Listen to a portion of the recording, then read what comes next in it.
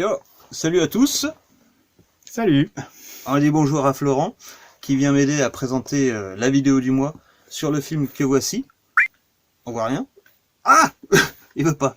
Akira de Katsuhiro Otomo qui est sorti en 88 si je ne m'abuse. C'est ça. C'est ça.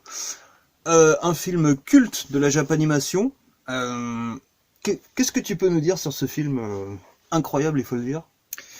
Ce film, il a clairement révolutionné l'animation quand il est sorti. Tout à fait. À la même époque, en 88, sortait aux États-Unis Oliver et compagnie, un film de Walt Disney avec des chiens, des clochards, enfin c'était n'importe quoi. Et dans la même période, au Japon, sort Akira, on va dire vraiment le dessin animé le plus adulte jamais sorti à cette époque. C'est clair.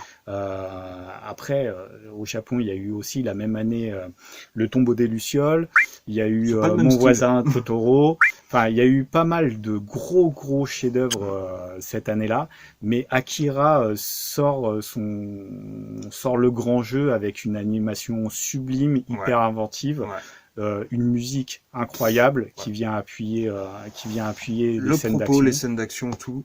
C'est vrai qu'au niveau musique, c'est du lourd. Déjà rien que la scène d'intro, si vous kiffez pas la musique, il y a un problème.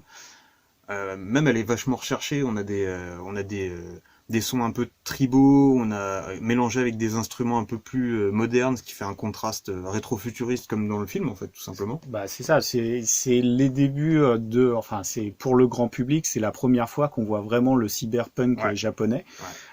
Et qui arrive en plus à intégrer effectivement des éléments de la culture japonaise dans les architectures, dans les musiques utilisées. Déjà le premier plan, j'ai envie de dire, c'est la bombe d'Hiroshima, donc on peut pas faire plus, plus frappant japonais. Tu vois.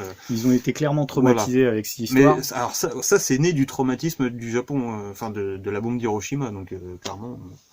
Ça commence là. Voilà, c'est ça. Ça commence là et on va suivre après les aventures de Kaneda et Tetsuo. C'est ça, de leur gang qui va commencer à se battre contre le gang des clowns. Les clowns.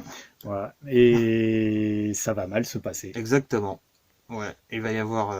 on va pas vous en dire trop, mais il va y avoir des petites manipulations gouvernementales, il va y avoir des trucs un peu...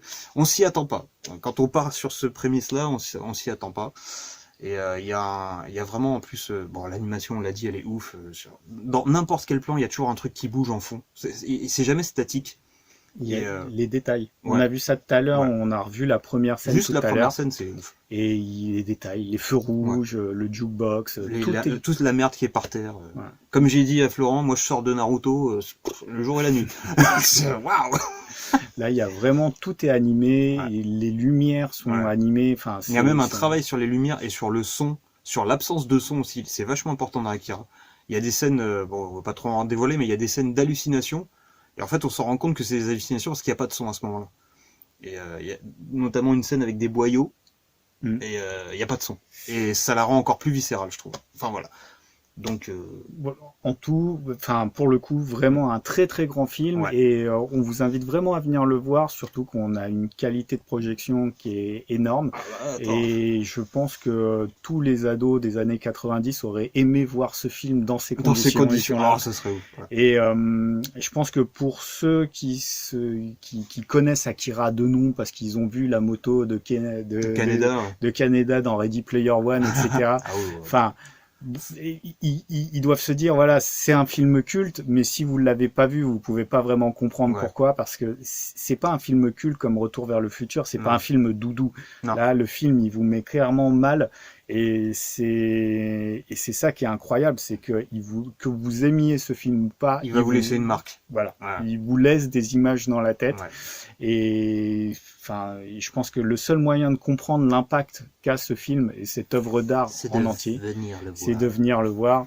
Et comme ça, vous comprendrez pourquoi même Kanye West s'est mis du papier toilette autour de la tête pour rejouer des scènes d'Akira.